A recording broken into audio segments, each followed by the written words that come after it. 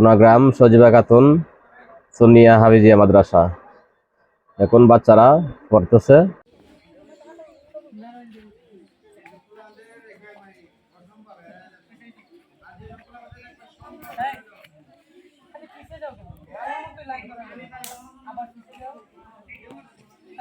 ওদের এনার টাইম লাগে হারিয়ে গেছে।